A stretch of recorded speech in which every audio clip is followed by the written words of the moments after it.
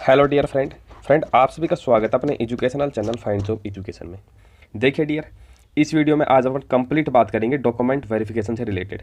चाहे वो आपका एलडीसी का हो, ठीक है, चाहे वो आपका एलडीसी का हो, पटवारी का हो, ग्राम विकास अधिकारी का हो, या फिर पशुधन सहायक का हो, एग्रीकल्चर ऑफिसर का हो, ठीक है, या जूनियर अकाउंटेंट का हो। यानी कि जो आरएसएम एसएसबी है, कर्मचारी चयन बोर्ड, जो जितनी भी भर्ती लेता है, तो उसमें सभी में एक ही प्रकार से डॉक्यूमेंट वेरिफिकेशन होता है और सभी में वही कागज़ मांगे जाते हैं, किसी में अलग नहीं मांगे जाते। बस वो किसी में अगर डिग्री है तो डिग्री ज़्यादा मांग लेंगे, इतना अंतर आता है, ठीक है।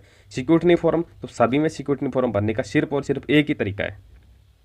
यदि आप बिल्कुल भी लापरवाही नहीं बरतना चाहते, ठीक है, आपका एग्जाम अच्छे से पास हो गया, अच्छे नंबर आ रहे हैं और आप चाहते हैं कि आप डी में फेल ना हो, तो डियर ये वीडियो ज़रूर देखना। वीडियो को बगैर स्किप किए देखना। मैं आपको 100% विश्वास दिलाता हूँ कि इस वीडियो को देखने के बाद आपकी हर प्रॉब्लम दूर हो जाएगी, 99% आपकी प्रॉब्लम दूर हो जाएगी, ठीक है। कोई का यदि आपकी प्रॉब्लम रहती है तो आप फिर कमेंट करके मेरे से पूछ सकते हैं। बाकी मैंने पटवारी डॉक्यूमेंट वेरिफिकेशन से रिलेटेड पहले वीडियो बनाया था, आप वो वीडियो जाके देख सकते हैं। कितना लोगों ने अच्छा कमेंट किया है, कितना अच्छा रिप्लाई दिया है। लगभग सभी की मैंने जो भी प्रॉब्लम थी वो दूर की है, ठीक है। तो जिनका भी कर्मचारी चयन बोर्ड का एग्जाम कोई पास हुआ है और उनका डीवी डॉक्यूमेंट वेरिफिकेशन है, तो वीडियो आप पूरा देखना। वीडियो लंबा हो सकता है, ठीक है, काफ़ी लंबा हो सकता है, लेकिन इस वीडियो में आपको पूरे तो डॉक्यूमेंट, उसके बाद मैं बताऊंगा आपको सिक्योरिटी फॉर्म किस प्रकार से भरा जाता है, ठीक है। सिक्योरिटी फॉर्म ए से जेड यानी 1 to ऑल पूरा बताऊंगा आपको भरने का तरीका, ठीक है, क्या क्या गलती होती है, और आपको ये भी बताऊंगा क्या आपको सावधानी रखनी है, ठीक है। कुछ कहते हैं कि भाई डॉक्यूमेंट वेरिफिकेशन में नहीं निकालते हैं, तो आपको बता दूं कि अब जितनी भर्ती आ रही है, चाहे पटवारी की देख लो, ठीक है ना, या अभी वो हुई थी एग्रीकल्चर की, तो सभी में 2 गुना कैंडिडेट पास हो रहे हैं डॉक्यूमेंट वेरिफिकेशन में। तो सीधी सी बात है कि भाई डीयू में फिर कैंडिडेट निकाले भी जाएंगे, ठीक है। कुछ कट ऑफ में निकल जाएंगे, कुछ के पास डॉक्यूमेंट नहीं है, कोई अदर कागज कम पड़ रहा है तो उसमें निकल जाएंगे, ठीक है। 2 गुना कैंडिडेट आप पास किए जा रहे हैं, आपको पता होगा। तो आइए अपन स्टार्ट करते हैं। मैं आपको पूरा एक एक डिटेल से बताऊँगा हर चीज़। तो देखिए, अपन जीरो से स्टार्ट करेंगे। सबसे पहले मांगते हैं भाई 10वीं का मूल प्रमाण पत्र, जिसमें जन्म दिनांक अंकों व शब्दों में स्पष्ट रूप से अंकित हो। तो 10वीं का आपके पास सर्टिफिकेट हो गई, जो 10वीं की मार्कशीट आती है वो होगी आपके पास। 10वीं से स्नातक की परीक्षाओं की मूल अंक तालिका, स्नातक की डिग्री या प्रोविजनल प्रमाण पत्र। तो देखो एक चीज़ बताता हूँ, जो 10वीं है और 12वीं है, तो जिन्होंने 2012 से पहले की थी 10वीं 12वीं, तो उनके पास तो मार्कशीट तो अलग आती थी, ठीक है। और जो उनका मार्कशीट के अलावा जो उनका होता था सर्टिफिकेट होता था, वो अलग आता था 2012 से पहले। लेकिन 2012 के बाद में मार्कशीट और सर्टिफिकेट दोनों एक ही प्रमाण पत्र में आते हैं, ठीक है। अंक तालिका उसमें नीचे आ जाती है और जो ऊपर आता है वो सर्टिफिकेट होता है पूरा। तो ये तो हो गया 10वीं 12वीं का। ग्रेजुएशन की बात करें तो देखिए, ग्रेजुएशन का डिग्री तो अलग आती है, सभी को पता होगा, ठीक है, उसकी अंक तालिका अलग आती है। ग्रेजुएशन में आपको तीनों ईयर की यानी first year, second year, final year, तीनों ईयर की लेके जानी है ओरिजिनल कॉपी। किसी के पास नहीं है तो अपनी डुप्लीकेट मंगवा सकता है, लेकिन तीनों की चाहिए। आपके पास 11वीं की नहीं है, 9वीं की नहीं है, कोई दिक्कत नहीं है, मत लेके जाओ, लेकिन तीनों ईयर की लेके जानी जरूरी है, first year, second year, final year. Degree एक ही होगी आपके पास, डिग्री एक ही मिलती है। यदि डिग्री नहीं है तो प्रोविजन ले लो। डिग्री क्या लेट आती है, 1-1.5 साल लेट आती है। जब आपकी फाइनल ईयर हो जाती है तो उसके 1-1.5 साल बाद डिग्री आती है। तो आप प्रोविजनल सर्टिफिकेट है ये अपना अपने पास रखना, ये आपको कॉलेज में ही मिल जाता है, ठीक है। जैसे आपका एग्जाम पास होता है, रिजल्ट आता है, उसके बाद आपको प्रोविजनल मिल जाता है। तो ये तो हो गया आपका 10वीं से रिलेटेड। अब देखिए, कईयों के एक दिक्कत आती है कि भाई उसका 10वीं में नाम है, पापा का नाम गलत है, ठीक है, जो मार्कशीट है उसमें गलत है। तो इसके लिए सबसे अच्छा तोड़ होता है कि एफिडेविट बनवा लो आप एक, ठीक है। एक 50 रुपये के स्टाम्प पे एफिडेविट बनेगा, एफिडेविट बनवा के वो लगा दो साथ में कि मेरा ये नाम है, मेरे पापा का ये नाम है और इसमें गलती से ये हो गया। या फिर यदि आपके पास समय है, टाइम है, तो आप अजमेर बोर्ड में जाके उसे करेक्शन करवा सकते हैं। वहाँ पे आपको सिर्फ डुप्लीकेट मार्कशीट ही दी जाएगी, ठीक है। तो ये तो हो गया आपका जो मार्कशीट है उससे रिलेटेड प्रॉब्लम। मूल निवास प्रमाण पत्र तो अभी चल रहा है डिजिटल वाला जिसमें कोने पे फोटो भी आती है और डिजिटल सिग्नेचर आते हैं नीचे, वो चल रहा है। मूल निवास प्रमाण पत्र आपको एक बार बनाना है, लाइफ टाइम वैलिड रहेगी, ठीक है। एक बार बना लो, चाहे आप आज ही बनवा लो, ठीक। आवेदक का पहचान पत्र। अब देखिए, पहचान पत्र में जरूरी नहीं है कि आप आधार कार्ड ही दें। यदि आधार कार्ड में आपके कोई करेक्शन है, ठीक है, तो आधार कार्ड तो लगाओ, साथ में आप लगा दो पहचान पत्र, या फिर पैन कार्ड लगा दो, या लाइसेंस लगा दो, कुछ भी लगा दो। अब एक कई कमेंट किए थे मेरे को, कई कमेंट आए थे कि भाई मेरे एड्रेस में दिक्कत है। तो मैं आपको बता दूं कि किसी भी डॉक्यूमेंट में एड्रेस में दिक्कत है तो आपको बाहर नहीं किया जाएगा। एड्रेस से रिलेटेड कोई प्रॉब्लम नहीं आती। गांव का नाम, ये देखो आपको अशुद्धि मिलेंगे लगभग मार्कशीट में, ठीक है, किसी में आपको मात्रा नहीं मिलेगी, किसी में कुछ नहीं मिलेगा। तो आपके 2 डॉक्यूमेंट क्लियर हो गए। अब देखिए बात करें, यदि आवेदक का चयन उत्कृष्ट खिलाड़ी कारण हुआ है तो खिलाड़ी होने का प्रमाण पत्र, यानी आप स्पोर्ट्स से हैं तो आपको कोटे का प्रमाण पत्र लगाना ही पड़ेगा, ठीक है। आवेदक का चयन भूतपूर्व सैनिक के कारण हुआ तो भूतपूर्व सैनिक होने का प्रमाण पत्र, यानी कि जो भाई अपने सैनिक है जो रिटायर्ड हुए हैं और जिन्होंने फॉर्म लगाया है तो वहाँ से उनको एक सर्टिफिकेट मिलता है, वो सर्टिफिकेट लगाना है। और जो करेक्टर सर्टिफिकेट है तो इनको करेक्टर सर्टिफिकेट भी वहीं से ही मिलता है, चरित्र प्रमाण पत्र, ठीक है। जब रिटायर होते हैं तो वहीं से मिलता है, तो वो इनको डॉक्यूमेंट वेरिफिकेशन में देना है, ठीक है। चरित्र प्रमाण पत्र है, इसके बारे में आपको आगे फिर से बताऊंगा कि कब ओरिजिनल लगाना है, कब इसकी फ़ोटो कॉपी लगानी है।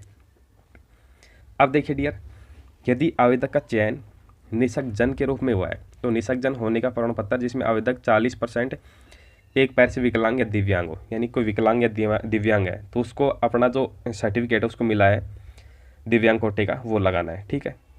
तो ये तो जो कॉमन जानकारी थी मैंने आपको दे दी है। अब देखिए इंपॉर्टेंट, यदि आवेदक विवाहित है तो विवाह प्रमाण पत्र यानी मैरिज सर्टिफिकेट ये लगाना बहुत ही नेसेसरी है, ज़रूरी है। विधवा या परित्यक्ता होने संबंधी दस्तावेज, ठीक है। विधवा पति का मृत्यु प्रमाण पत्र ये आपको लगाना जरूरी है, सभी के पास मिल जाता है। कोई हमारी बहनें हैं जो, ठीक है, जिनके ऊपर ये दुख का पार्ट टूटा है तो उनको ये सर्टिफिकेट मिल जाता है, ये लगाना जरूरी है। परित्यक्ता प्रमाण पत्र ये भी मिल जाएगा आपके पास, सक्षम न्यायालय द्वारा जारी हो। विवाह होने की स्थिति में पूर्व का विवाह प्रमाण पत्र, आप देखो ये नहीं मिलता बहुत ज़्यादा के पास, ठीक है। पहले मैरिज सर्टिफिकेट ऑनलाइन नहीं बनता था, ऑफलाइन बनता था।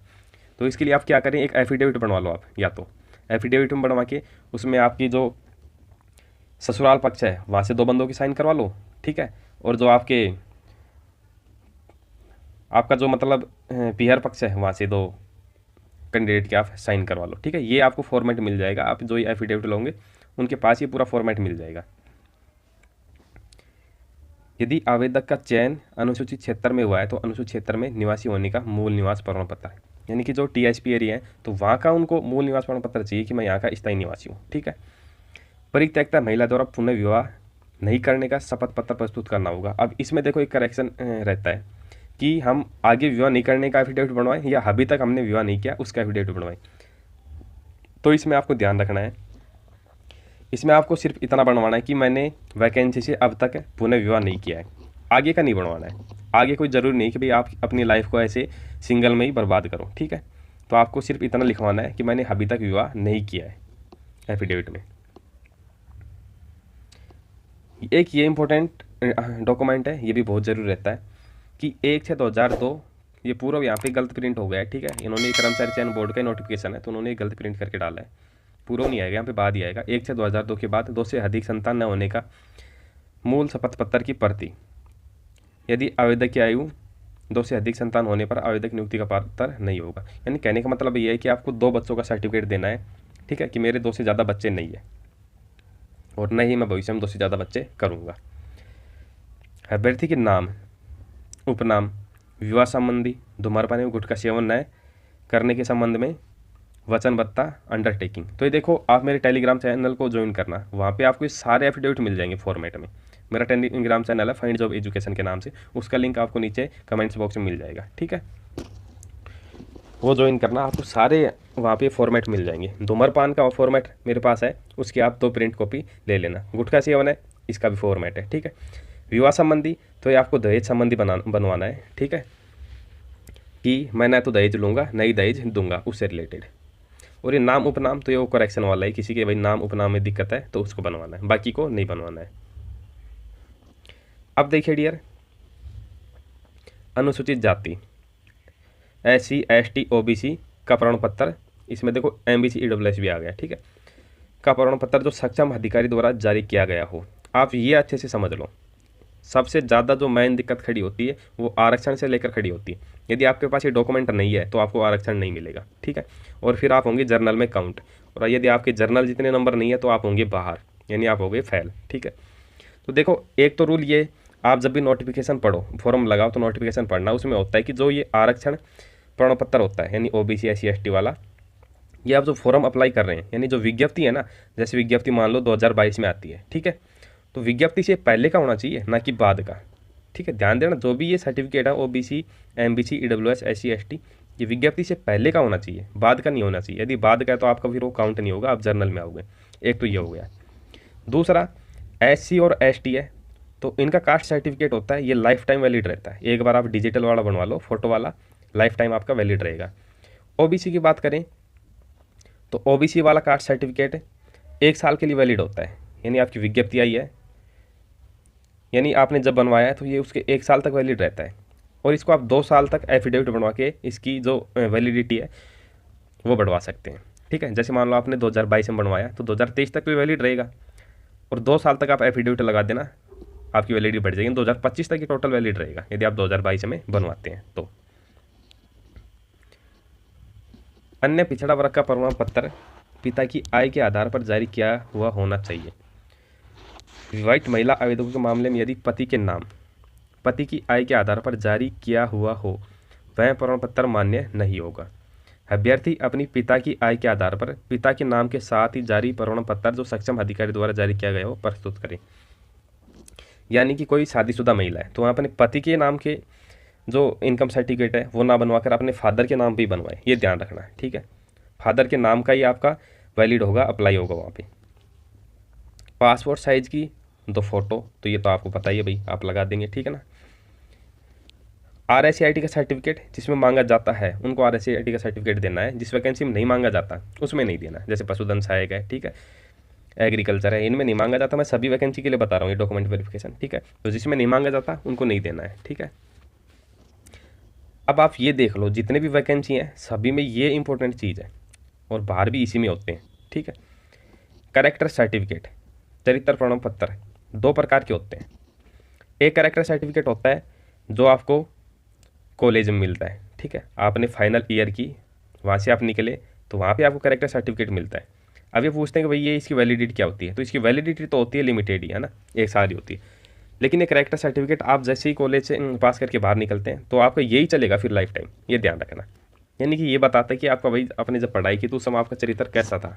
ठीक, आपने लड़ाई झगड़े तो नहीं किए, है ना, ये बताता है। तो एक तो हो गया कॉलेज वाला, या आपने मान लो 12वीं की है, किसी ने कॉलेज देखो प्राइवेट की है, ठीक है, BA BSc है, ये नॉन कॉलेज की है, तो उनको क्या करना है, उनको 12वीं का कैरेक्टर सर्टिफिकेट लगाना है। ठीक है, 12वीं का भी नहीं है तो आप 10वीं का कैरेक्टर सर्टिफिकेट लगाओ, ये ध्यान रखना। किसी ने B.Ed की है तो B.Ed वाले क्या करते हैं कि भाई जो ग्रेजुएशन का कैरेक्टर सर्टिफिकेट है वो B.Ed की कॉलेज में जमा करवा देते हैं। ठीक है, तो आपको कौन सा लगाना है, आपको B.Ed का फाइनल ईयर का कैरेक्टर सर्टिफिकेट लगाना है, कोई दिक्कत नहीं आएगी। एक तो ये हो गया। दूसरा, एक येलो पेज पे बनता है, ठीक है, 1 रुपये का आता है, बुक डिपो में मिल जाएगा।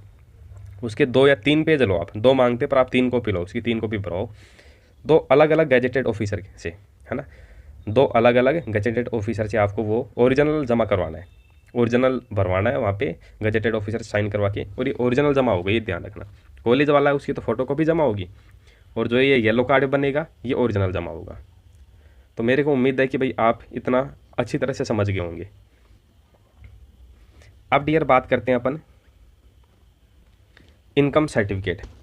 सभी वर्ग के ऐसे अभ्यर्थी जिनके परिवार की वार्षिक आय 2.5 लाख रुपए से कम है तथा उन्होंने परीक्षा शुल्क रुपये 250 ही करवाए हैं, ऐसे अभ्यर्थी अपने परिवार की वार्षिक आय 2.5 लाख रुपए से कम होने का सक्षम प्राधिकारी द्वारा जारी आय प्रमाण पत्र पात्रता की जांच एवं दस्तावेज के सत्यापन के समय आवश्यक जमा करवाएं। मैं आपको बताता हूँ, समझाता हूँ शॉर्ट में है क्या है। जब आपने फॉर्म अप्लाई किया, विज्ञप्ति आई उस समय, तो यदि आपने ये भराया कि आपके परिवार की वार्षिक आय 2.5 लाख रुपए से कम है, तो अब तो आपको फिर डॉक्यूमेंट वेरिफिकेशन समय इनकम सर्टिफिकेट बनवा के देना है। ठीक है, और यदि आपने ये भराया कि भाई उसके परिवार की वार्षिक आय 2.5 लाख रुपए से ज़्यादा है, तो उसका चालान भी ज़्यादा ही कटा है, 350 रुपये की समथिंग, तो उसको नहीं देना है। ठीक है, यदि किसी ने गलती से भाई अपनी आय जो है इनकम है वो ज़्यादा या कम भर दिया मान लो गलती से, तो उनको क्या करना है, एफिडेविट लगाना है। ठीक है, अब ये इनकम सर्टिफिकेट है, ये 4 पेज का आपको लेना है, जो अभी फिलहाल चल रहा है 4 पेज वाला, वो भरवाना है। पीछे 2 गजेटेड ऑफिसर के साइन होंगे। ठीक है, गजेटेड ऑफिसर से अटेस्टेड होंगे पीछे की ओर, पीछे 2 पेज आपको दिख जाएंगे, मिल जाएंगे। अब कई पूछते हैं भाई सरपंच से करवा लें, तो सरपंच से नहीं करवाने आपको, ये ध्यान रखना। सरपंच इसमें वैलिड नहीं है, आप चाहे प्रिंसिपल से करवा लो, टीचर कोई लेक्चरर उससे करवा लो, डॉक्टर से करवा लो, ठीक है, या फिर कोई एग्जीक्यूटिव इंजीनियर अधिकारी है बड़ा, उससे करवा लो, लेकिन करवाने हैं गजेटेड ऑफिसर से। सरपंच वाला मत करवाना, वो नहीं चलेगा। कोरोना जांच रिपोर्ट, इसकी कोई आवश्यकता नहीं है, ये आप मत लेके जाना। ठीक है, अब जहाँ पर भी आपको बुलाया है वहाँ पर उसी डेट में आपको जाके ये पूरे सेट हैं कागज़ हैं, इनकी 2 अलग अलग फ़ोटोकॉपी लेके जानी है आपको ना, 2 अलग अलग प्रतियों में आप इनको दस्तावेज बना के वो लेके जाने हैं। क्रम वाइज जचा कि इनका क्रम क्या है जचाने का, तो आपको सिक्योरिटी फॉर्म में पता लग जाएगा किस क्रम में आपको लगाने कागज सभी, ठीक है, 10वीं 12वीं सारे कागज। इसके बाद डियर शैक्षणिक योग्यता, आयु, जाति, आचरण, विवाह, खेल, राष्ट्रीयता, कंप्यूटर दक्षता के साथ मूल प्रमाण पत्र एवं दस्तावेज तथा स्वयं का पहचान पत्र आवश्यक रूप से लेके जाएं। ये आवश्यक रूप से आपको ओरिजिनल लेके जाने हैं ना, ओरिजिनल चेक करते हैं कि आपने जो फोटोकॉपी दी है वो सही है या नहीं है। अब देखिए एक चीज़ और बता रहा हूँ आपको, साथ में आपको क्या लेके जाना है, आपने जो आप फॉर्म अप्लाई करते हैं, ठीक है, आप जैसे आज फॉर्म अप्लाई करते हो, आप ध्यान रखना उसका प्रिंट आउट जरूर निकालना। कई ये नहीं करते हैं, जैसे फॉर्म अप्लाई करते हैं कई खुद के लैपटॉप से कर लेते हैं, तो उसकी हार्ड कॉपी सेव नहीं करते वो, ठीक है। आपको जो हार्ड कॉपी है उसका प्रिंट आउट फॉर्म अप्लाई करते समय अपने पास रखना है। यदि नहीं है तो मैं आपको बता रहा हूँ किस प्रकार से इसकी जो हार्ड कॉपी है वो निकालनी है। आप फॉर्म कहाँ से अप्लाई करते हैं, तो आप करते हैं SSO ID से। आपको पता होगा भाई SSO ID पे आप फॉर्म अप्लाई करते हैं, तो आप SSO ID में जाएं, जहाँ आपने फॉर्म अप्लाई किया है वहाँ पे जाएं व्यू डिटेल पे, ठीक है। व्यू डिटेल पे जाके आपको यहाँ पे 3 डॉट डॉट मिलेंगे राइट साइड में ऊपर कोने की ओर, वहाँ पे आपको दबाना है, ठीक है। वहाँ क्लिक करके आप प्रिंट पे जाएं और प्रिंट पे जाके आपको सेव कर लेना है, आपका जो फॉर्म है वो वहाँ पे सेव हो जाएगा। फिर बाद में आप उसकी प्रिंट कॉपी निकलवा लेना। यदि अभी समझ में नहीं आया तो आप कमेंट करना, मैं आपको पूरा बता दूंगा 1 बाय 1 इसका ना, कमेंट करके। प्रवेश पत्र है, यह आपको इसकी हार्ड कॉपी लेके जानी है। जब आपने एग्ज़ाम दिया है तो वहाँ से आपको एक मिला होगा प्रवेश पत्र, साथ में साइन किया हुआ, वो लेके जाना है।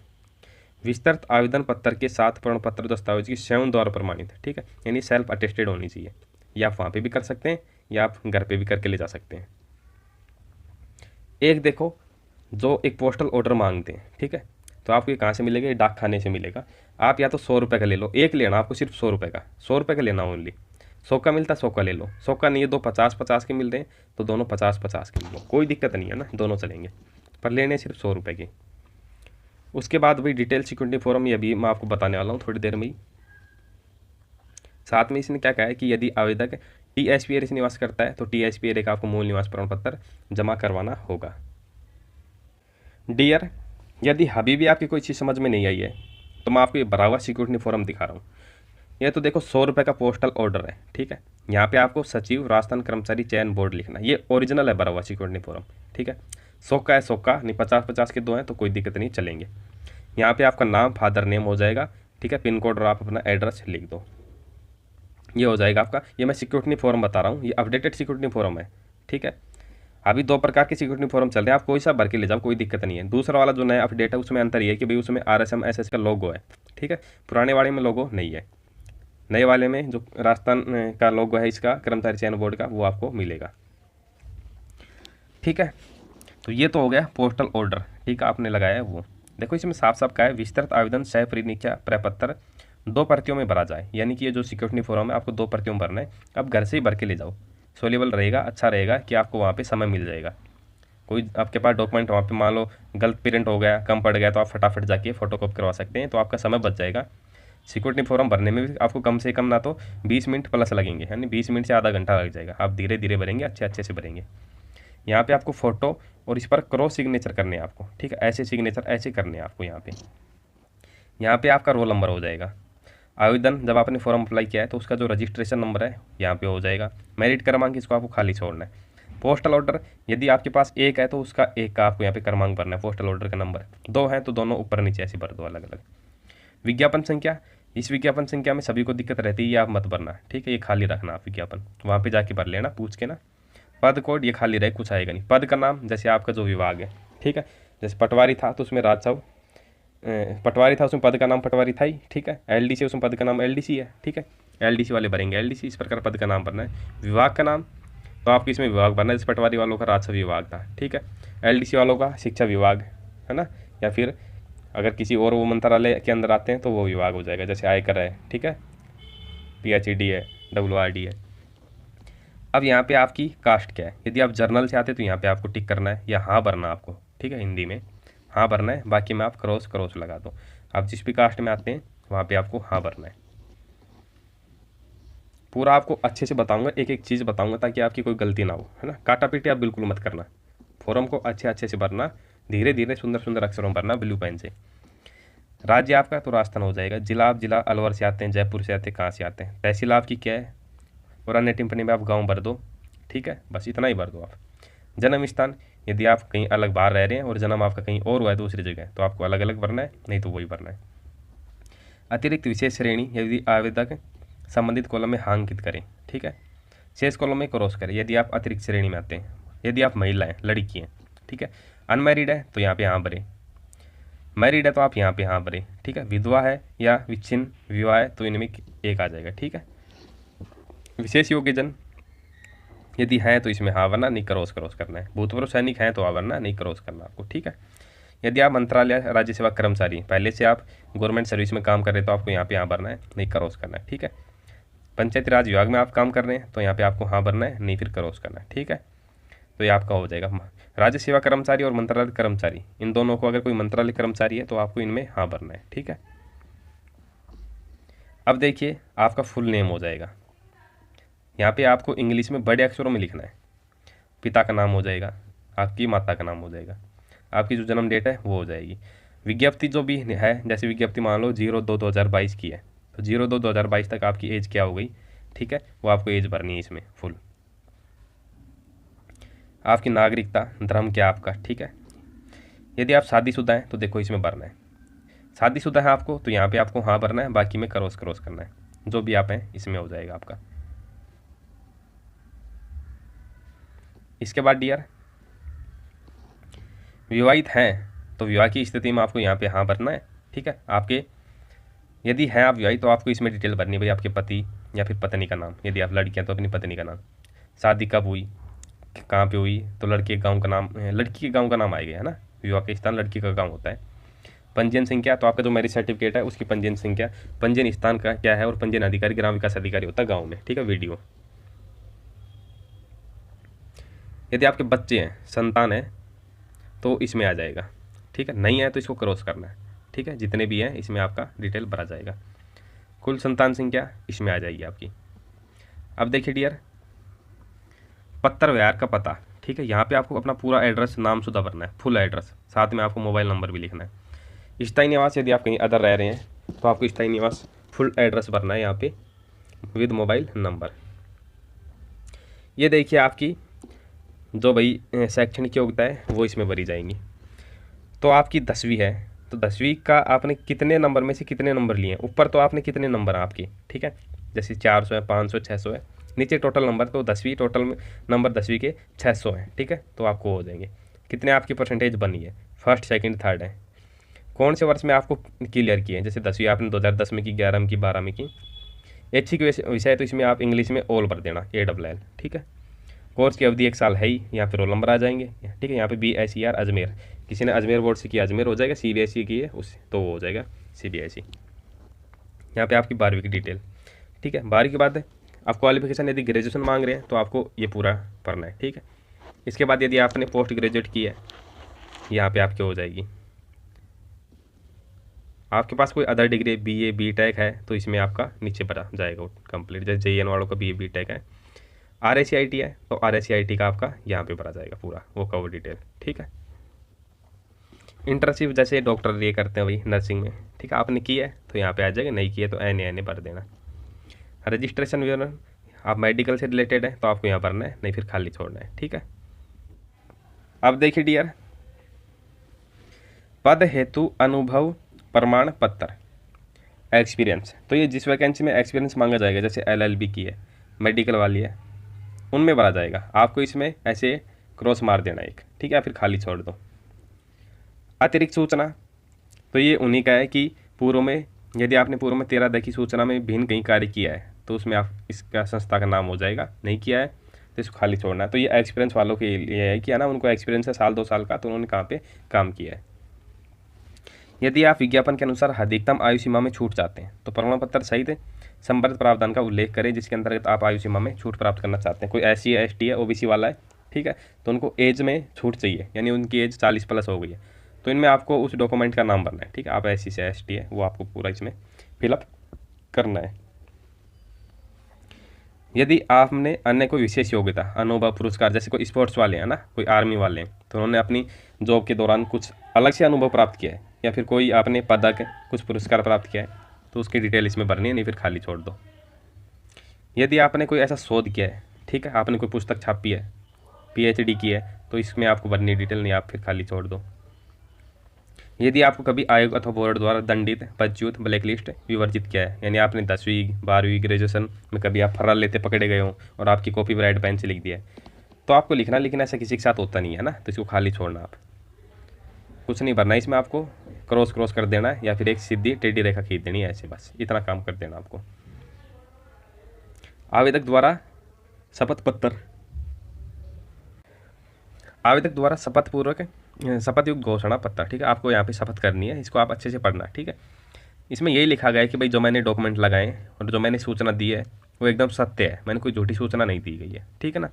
मैंने अपने कार्यालय विभाग के अध्यक्ष को लिखित रूप से सूचित कर दिया कि मैं इस पद परीक्षा के लिए आवेदन कर रही हूँ, ठीक है।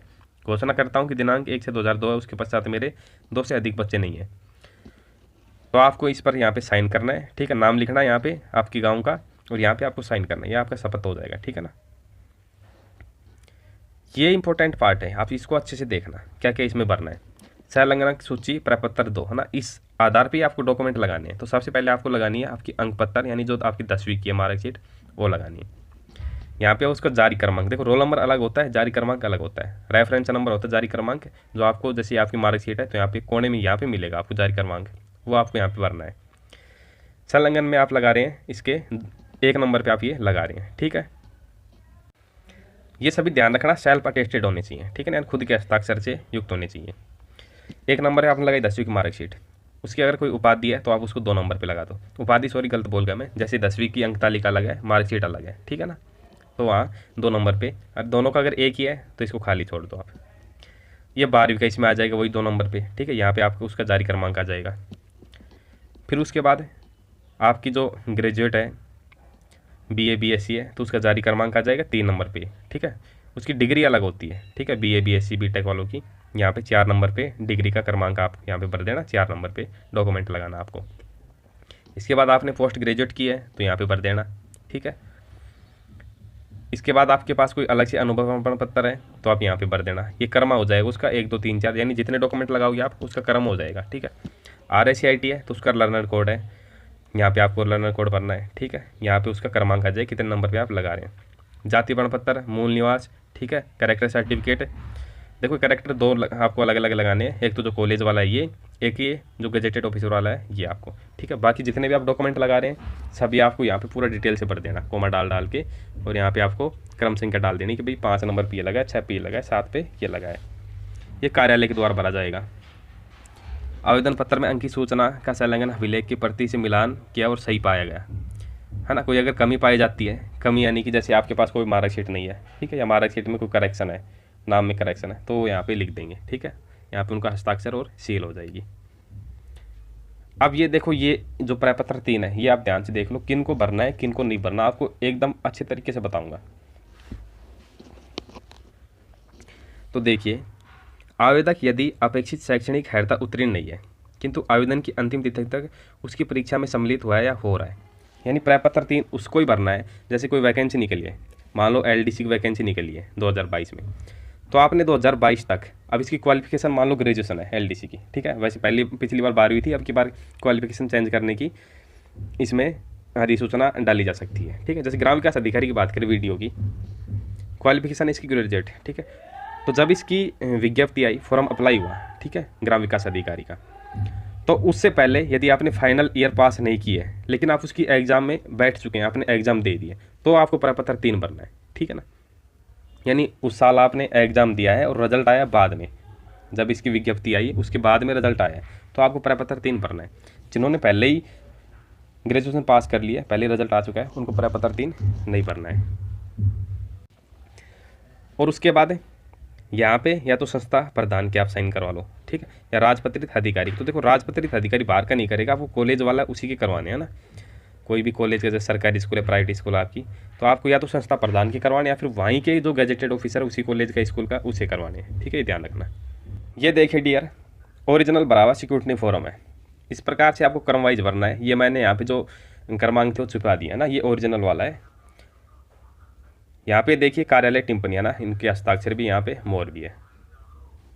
और ये शिक्षा संबंधी है, तो जिनके प्रपत्र 3 अलग होता है उन्हीं को भरना है, बाकी को खाली छोड़ना है। ये देखिए आप ध्यान से, है ना, साफ इसकी कॉपी नहीं आ रही, ये फोटो कॉपी है, ठीक है। ओरिजिनल तो जमा हो जाता है, फोटो कॉपी है, और ये फोटो कॉपी मैंने कहीं ऑफिस से ली है ना। तो ये देखो, ये ओरिजिनल सर्टिफिकेट है इसका भरा हुआ, उसकी फोटो कॉपी है ओरिजिनल वाले की। यहाँ पे एन यानी कोई दिक्कत नहीं इनके कागजों में, तो ये भरा हुआ है, ठीक है। तो अपन बात कर रहे थे आगे यहाँ पे, ये देखिए यहाँ पे कार्यालय उपयोग हेतु, ये आपको खाली छोड़ना है, ये वो खुद भरेंगे। देखो टिक टिक यानी कोई दिक्कत है या नहीं है, आपको सिर्फ ये भरना है कि अनिवार्य अभ्यर्थी की अनिवार्य शैक्षणिक योग्यता विज्ञप्ति में निर्धारित योग्यता की शर्त अनुरूप है या उसे कुछ भिन्न है। यदि आपने जो डॉक्यूमेंट लगाए हैं, जो आपकी शैक्षिक योग्यता है और जो उसमें मांगी गई है भर्ती में, उसके अनुरूप है तो आपको टिक भरना है, नहीं फिर क्रॉस करना है, ठीक है।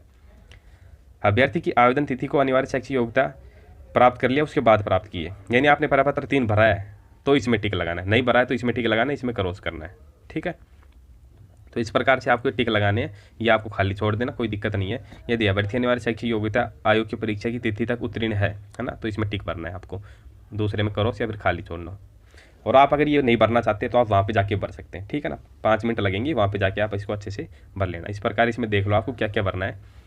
अभ्यर्थी आवेदन प्रवेश पत्र पर अंकित अपनी श्रेणी में ही है या अदर श्रेणी में, है ना। जैसे आप SC/ST में, तो आपने जो फॉर्म फिल किया उसी के अनुसार है या फिर आप अलग हैं और आपके पास कास्ट सर्टिफिकेट है या नहीं है, तो इसमें आपको टिक भरना है, दूसरे को खाली छोड़ना है, ठीक है। तो ये देख लो आप, इस प्रकार से आपको ये कंप्लीट भरना है।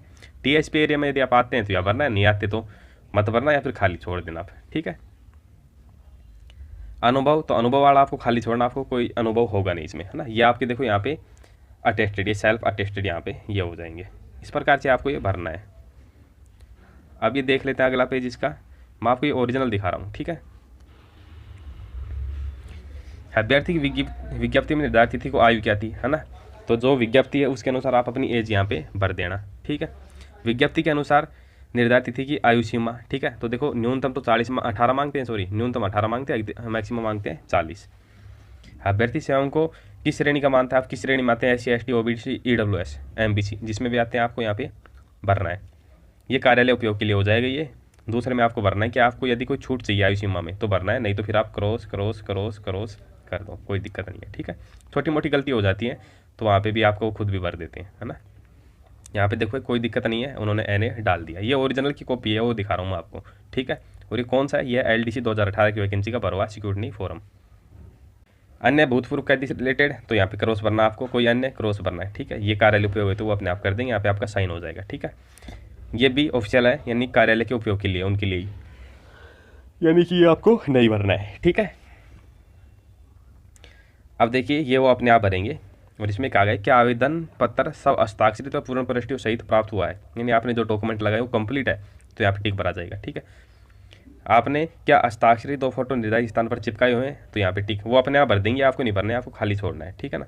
यहाँ पे वो अभिशंसा डाल देंगे। अब ये देख लो, ये जब मेरा डॉक्यूमेंट वेरिफिकेशन हुआ था तब का है ये, ठीक है ना। जिन्होंने डॉक्यूमेंट वेरिफिकेशन किया है उनका ये यहाँ पे नाम है, पद नाम उनका प्रधान अध्यापक ने किया था। टेबल नंबर, तो वहाँ पे टेबल लगी होती है, किस टेबल पे हुआ था आपका, ठीक है, कहाँ पे हुआ था, वो संस्था का नाम, ठीक है। तो इसमें देखो क्या है कि भाई निम्न कारणों से इनको अपात्र घोषित किया जाए, तो एन यहाँ पे आ गई कि इनको अपात्र घोषित नहीं किया जाए, ठीक है। ये आपका कोड यानी कि किस क्रमांक पे आपको हुआ है, ये आपके सिग्नेचर हो जाएंगे, वो आपके यहाँ पे कोड डाल देंगे, है ना। इसके बाद देखिए ये आता है अटेस्टेशन फॉर्म, ठीक है। सबसे लास्ट का पेज है, लास्ट के 2 पेज हैं आपके जो सिक्योरिटी फॉर्म है वो, उसके लास्ट के 2 पेज हैं। कई वैकेंसी हम देखो, कई भर्तियों में ये बाद मांगे जाते हैं, आपका डॉक्यूमेंट वेरिफिकेशन हो जाता है उसके बाद लिए जाते हैं, ठीक है। कब, जब आपका जिला अलॉट होता है तब, ज्वाइनिंग से जस्ट पहले, यानी जिला अलॉट होता है तब लिए जाते हैं ये। कईयों में DV के समय मांग लिए जाते हैं, तो आप इसको, अब देखो कई पूछते हैं भर के लेके जाए या नहीं भर के लेके जाए, तो आप इसको DV के टाइम ही भर के लेके जाओ, यदि उनको चाहिए तो ले लेंगे, बाकी इसमें कोई ऐसा खर्चा आ नहीं रहा है कि भाई आप भरोगे तो कोई खर्चा हो जाएगा आपका ना, तो आप इसको DV के टाइम ही भर के लेके जाओ। यहाँ पे आपकी फ़ोटो और ये तिरछे सिग्नेचर हो जाएंगे, बहुत ही ईजी है, ज़्यादा इसमें कुछ अपने को वो नहीं भरना। आपका यहाँ पे नेम हो जाएगा, सरनेम खाली छोड़ देना, कहीं सरनेम ना हो तो रोल नंबर भर देना। यहाँ पे मेरिट नंबर तो मेरिट क्रमांक के बाद में जारी होता है, ठीक है ना, जब आपका जिला आवंटन होता है तब जारी होता है।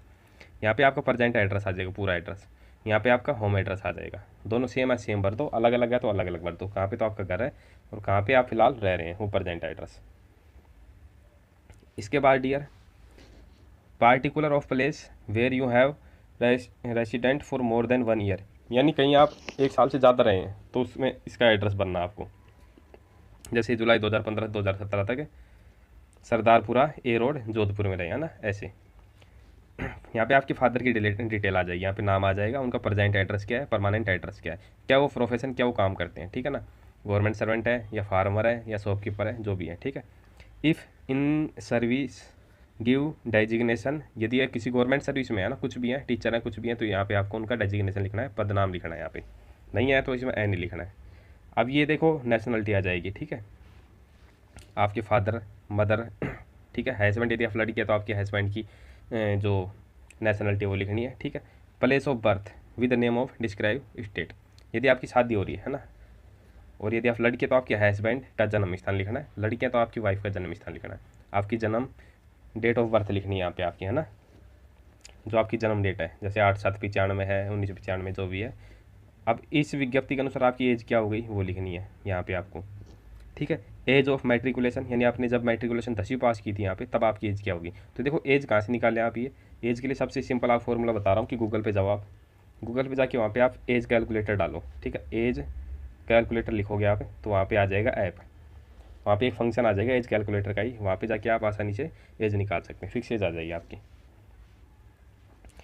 Place of birth district state in which it is situated, यानी कि कहाँ पे आपका जन्म हुआ है, किस ज़िले में हुआ, स्टेट आपका राजस्थान हो जाएगा।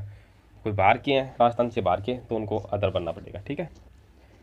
District and state to which you belong, यानी आप कहाँ से बिलोंग करते हैं, ठीक है, आपका क्या रिलीजन है, ठीक। As are you a member of a schedule caste और शेड्यूल ट्राइब, यानी आप SC ST से आते हैं तो आपको यहाँ पे यस लिखना है, जिससे भी आते हैं कोष्टक में SC या ST हो जाएगा। ये देखिए डियर, ओरिजिनल भरा हुआ दिखा रहा हूँ मैं आपको, ओरिजिनल साइट है ये। यहाँ पे आपकी एजुकेशन क्वालिफिकेशन, ठीक है, showing place of education with years in school and college name since 15 years, यानी आपने 15 साल के बाद जहाँ से पढ़ाई स्टार्ट की है उसका डाटा भरना है आपको। यहाँ पे 11वीं क्लास की भरने की आवश्यकता नहीं है, ठीक है, ये ओरिजिनल कॉपी है, गलती से मैंने इसमें 11वीं भर दिया था, कोई दिक्कत नहीं है, वैसे चल जाए 11वीं भी, ठीक है, लेकिन आप यहाँ से 10वीं और यहाँ पे 12वीं क्लास भरें। यहाँ पे आपका जो स्कूल का नेम है वो आ जाएगा, जिला यहाँ पे आपका विलेज आ जाएगा, ठीक है, जिला आ जाएगा, पिन कोड आ जाएगा। यहाँ पे आपको 12वीं को वही डाटा भरना है, स्कूल का नेम भरना है, गांव भरना है कि किस गांव में। अब देखो ये जो एड्रेस भर रही है स्कूल का एड्रेस भरना, आपका एड्रेस नहीं भरना है ना, कहाँ से आपने 12वीं पास किया है तो स्कूल है, उस स्कूल का एड्रेस क्या है। यहाँ पे आप ग्रेजुएशन भरना, यहाँ पे पोस्ट ग्रेजुएशन का इसी प्रकार से भरना है। यहाँ पे डेट ऑफ एंटरिंग, यानी स्कूल में आपने कब प्रवेश किया, एंटरिंग की है, और यहाँ पे कब आपने वो पास की है, ठीक है। यहाँ पर आप ईयर भर सकते हैं, कोई दिक्कत नहीं है। इसके बाद dear, if you have at any time been employed give details, यदि आपने पहले भी कोई सर्विस की है, ठीक है ना, तो यहाँ पे आपको उसका डाटा देना है, उसके बारे में बताना है, कोई गवर्नमेंट सर्विस की है उसके बारे में। Have you ever been convicted by court और एनी ऑफिसर, यानी आप पे कभी कोई FIR दर्ज हुई है, मुकदमा दर्ज हुआ है, तो इसमें भरना है, नहीं भरना है तो इसको खाली छोड़ देना, ऐसे लाइन खींच के या इन्हें डाल के। ये देखिए, name of two responsible person of your locality और two reference to whom you are known, यानी आपको यहाँ पे 2 ऐसे आदमी के नाम लिखने हैं आपके गाँव के जो आपको अच्छे से जानते हो। यहाँ पे अच्छे आदमी के नाम लिखना, कोई गवर्नमेंट सर्वेंट है तो उनके लिख देना, या फिर आपके जो अच्छे पड़ोसी हैं, ठीक है, उन्हीं के नाम लिखना। ऐसे नहीं कि भाई कोई चालो आदमी के आप नाम लिख दो, तो जो आपको 2 आदमी के नाम लिखना जो अच्छे से जानते हो। इसके बाद डियर, यहाँ पे आपका घोषणा हो जाएगा, ठीक है ना, यहाँ पे डेट और यहाँ पे प्लेस, ये आपका जगह हो जाएगा, यहाँ पे आपको साइन करना है। ये गजेटेड ऑफिसर का है, certified to be sign by a gazetted officer और मेंबर ऑफ लेजिस्लेटिव असेंबली और other authority prescribed by the appointed authority, यानी कोई गजेटेड ऑफिसर उनसे भरवाना है, ठीक है ना। Certified that I have known Shri Bhagirath, ठीक है, यहाँ पे आपका नाम हो जाएगा, यहाँ पे आपका पापा का नाम हो जाएगा। अब कितने साल से जानता है, 1 साल 2 साल 5 साल 10 साल, तो इसमें आपको भरवाना है, ठीक है ना। यहाँ पे अब वो अपनी सील टेक देगा, वो साइन हो जाएगी, गजेटेड ऑफिसर द्वारा हो गई अटेस्टेड, ये ध्यान रखें। लास्ट का सबसे लास्ट का पेज है ये, यहाँ पे आपका प्लेस और डेट हो जाएगी। तो डियर्स, मैंने आपको पूरा इसमें डिटेल से बताया है क्या क्या तो इसमें कागज़ चाहिए, सिक्योरिटी फॉर्म किस प्रकार से भरा जाएगा, ठीक है। सिक्योरिटी फॉर्म में यदि कोई आपको समझ में नहीं आ रहा तो आप खाली छोड़ के उस कॉलम को आप खाली छोड़ दो और उसको वहाँ पे जाके ही भरो, ठीक है ना। DV के टाइम में आपको खूब टाइम मिल जाता है, अच्छा समय मिल जाता है, कोई दिक्कत नहीं है। जितनी जल्दी आप वहाँ से आप अपने कागज़ वहाँ चेक करवा दोगे उतनी जल्दी आप फ्री हो जाते हो, ठीक है। 10:30 बजे आपकी एंट्रिंग होगी वहाँ पे DV के टाइम में, 10:30 बजे एंट्रिंग होगी और 5:30 या 5 बजे तक वो DV का मतलब जांच करते हैं, ठीक है। तो आप जितनी जल्दी अपने कागज़ दिखाओगे उतनी जल्दी आप फ्री हो जाओगे, ठीक है। 5 बजे तक आप वहाँ पे ये काम अपना करवा सकते हो, DV का काम। मान लो आपने 11 बजे एंट्रिंग की है जाके ना, ठीक है, 11 बजे आपने एंट्रिंग की है या 10:30 बजे की है, तो आपने 20 मिनट में यदि सारे कागज़ चेक करवा ली, सिक्योरिटी फॉर्म दे दिया, तो आप 10 बजे 50 मिनट फ्री होकर अपने आ जाओ, कोई दिक्कत नहीं है, ठीक है। इस प्रकार से होता है।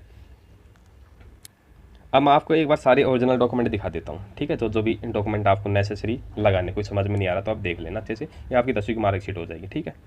ये हो जाएगी आपकी जो यूनिवर्सिटी है उसकी मार्कशीट हो जाएगी।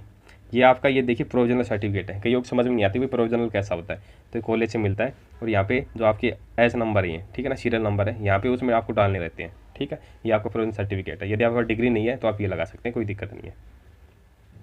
ये हो जाएगा आपका मूल निवास प्रमाण पत्र। ये देखो डिजिटल वाला चाहिए, फोटो वाला, ठीक है, जो फिलहाल बन रहा है। ये एक बार बनवाने के बाद ये लाइफ टाइम वैलिड रहता है, ठीक है। ये डिजिटल वाला है।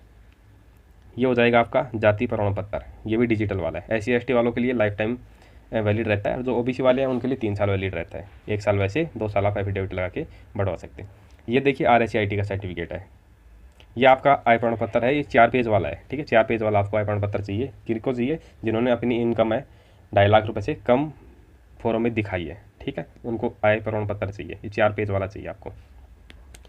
ये शपथ पत्र, ये उसी आय प्रमाण पत्र का ही हिस्सा है, ठीक है। ये देखिए ये 4 पेज वाला चाहिए आपको आय प्रमाण पत्र, नोटरी किया हुआ। ये यहाँ पे गजेटेड 2 ऑफिसर हैं, उनके यहाँ पे अटेस्टेड हो जाएंगे, ध्यान रखना आय प्रमाण पत्र में। ये देखिए ये आपका कैरेक्टर सर्टिफिकेट है। अब ये कैरेक्टर सर्टिफिकेट 2 प्रकार के होते हैं, ठीक है। एक तो आपको जो कॉलेज में मिलता है, एक तो ये कैरेक्टर सर्टिफिकेट है जो आपको कॉलेज में मिलता है, और एक कैरेक्टर सर्टिफिकेट जो येलो कार्ड में आता है वो होता है। वो दिखाता हूँ आपको, 1 मिनट। एक कैरेक्टर सर्टिफिकेट ये होता है, ठीक है। ये बुक डिपो में मिलता है, 1 रुपये का मिलता है। तो आपको ये 3 ले लेना कम से कम, ठीक है। वैसे तो 2 ही चाहिए, फिर भी आप एक एक्स्ट्रा रखना। और इनको 2 अलग अलग गजेटेड ऑफिसर से भरवाना है, ठीक है ना, अलग अलग से गजेटेड ऑफिसर से भरवाना है, सरपंच से नहीं भरवाना, ये ध्यान रखना। कई सरपंच से भरवा ले जाते हैं, वो मान्य नहीं होगा सरपंच वाला। सिर्फ गजेटेड ऑफिसर जैसे टीचर है, लेक्चरर, ठीक है, लेक्चरर है, प्रिंसिपल है, हेडमास्टर है, डॉक्टर है, या एग्जीक्यूटिव इंजीनियर है, ठीक है, उन्हीं से आपको ये भरवाना है। ये देखिए डियर, ये जो धूम्रपान नहीं करने के लिए वचनबद्ध है, उसका ये प्रारूप है, प्रपत्र ये है, ठीक है। ये ओरिजिनल है, जो मैंने डाटा छुपाया है ये ओरिजिनल है, इसलिए मैंने छुपाया इसमें। ये देखिए आपको इसका फॉर्मेट आपको मेरे टेलीग्राम चैनल पर मिल जाएगा, सेम टू सेम। इसका आप प्रिंट निकलवा लें, 2 प्रिंट, और फिर आप इसको भर के वो जमा करवाना है आपको, ठीक है। ये वही वचनबद्ध का पत्र।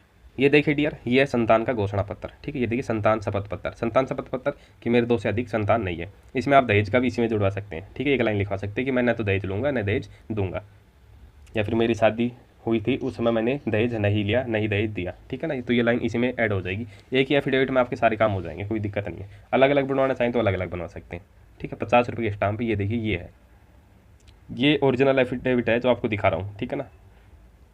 इसमें मैंने डाटा जो ये छुपाया हुआ है, ये डाटा मैंने छुपा दिया इसमें। ये देखिए डियर, ये है विवाहित अभ्यर्थी के द्वारा दिया जाने वाला घोषणा पत्र, ठीक है। इसमें आपको ये लिखवाना है इस प्रकार से। इसका भी आपको जो फॉर्मेट है वो टेलीग्राम चैनल पे मिल जाएगा, ठीक है। इसमें देखो कि नहीं तो दहेज मैंने दिया है, और भविष्य में दहेज लिए जाने के लिए संबंध मेरी पत्नी या ससुराल पक्ष की ओर से कोई शिकायत, विवाह या न्यायालय में दर्ज कराई।